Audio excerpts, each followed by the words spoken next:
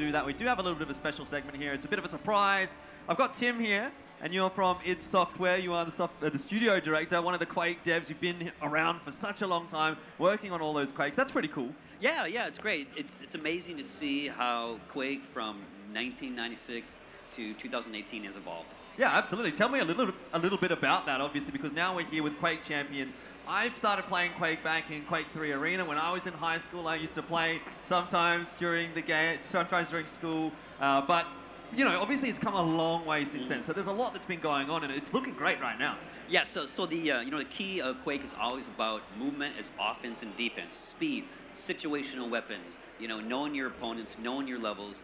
You know, that's always been the kernel of Quake from Quake 1, you know, up to Quake Champions. Yeah, absolutely. So we're looking into, obviously, the esports segment now. That's definitely something that's started to grow. I think Quake was really one of the original esports that did sort of start to get really, really big and very, very exciting. So it's, again, something that's really started to develop. And I'm loving seeing it here in Australia as well, because to be honest, when we're in Australia, we don't get to see that much esports, but to be able to have a dev-supported event kind of like this is really awesome to see.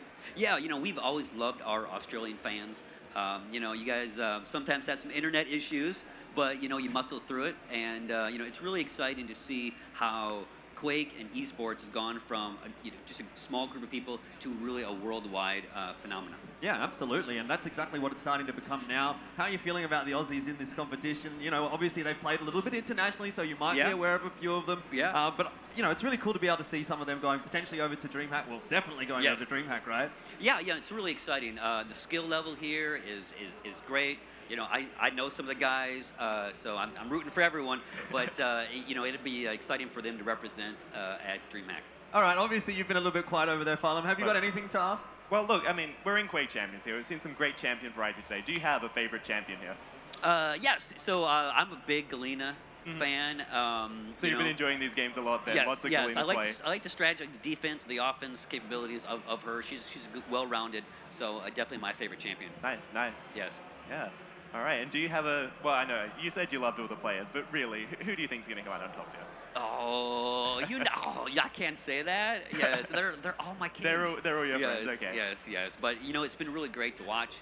It's great here. We have some great fans watching, so it should be a good match. All right, obviously, while we're talking about the actual matches itself, let's just have a quick look at the bracket and see how things have gone so far today. I don't know about you guys, but I'm jumping on the Corvidae bandwagon for this one. Going in with that 1-0 advantage, having been so dominant today as well. I'm really, really excited to see how they do go. And I know that Steve has got so much experience as a player. I've been following him, not just in Quake, but in other games as well here in Australia. So really cool for me individually to be able to see him go through to the final here. But yeah, I didn't quite catch exactly who you said you thought was going to go through, because I was talking to someone. What was your thoughts? Well, I was saying that I shouldn't say who. You shouldn't, right? But one thing to remember is, even though you know, Cooks is down by one, does not mean they're out. I mean, I've seen matches that go and go and go, and these athletes will try 100% all the way to the end. Did you have an idea as well, Phylum? Well, look, I've seen the matchup, right, where we've had some of these Corvidae boys and some of these Cooked boys in 2v2s and in 1v1s, where the Cooked boys are coming up from the lower bracket, and they actually win in the grand final, right? I've seen them get knocked out and come back.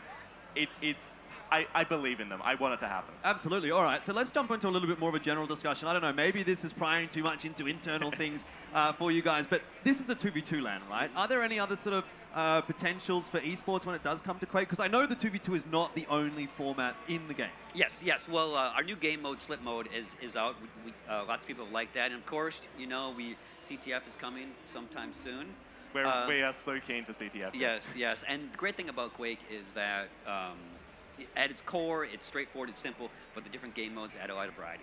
Yeah, absolutely. So definitely going to be an exciting time here for us at the Quake Australia Championship. Not too far to get through to this grand final. Now, obviously, we've talked about who we think might be going through. I want to know, maybe this is the last question before we do head up to a break. How do you feel as though these Aussie teams might be able to go at DreamHack? You know, is the competition very, very tough for them, or how good do you reckon they really are? I mean, you're obviously quite experienced when it comes to Quake, so you must know a thing or two. I mean, I'm a little prejudiced against the Americans, but the Europeans are usually the ones to beat.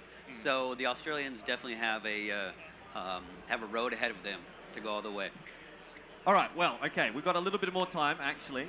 before we do get underway with this game.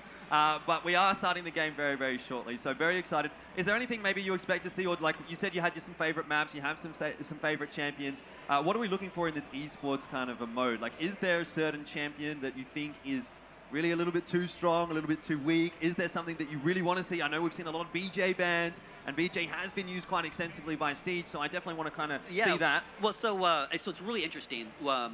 Champions that pros gravitate towards, you know, really, it's sometimes different than what your normal player is.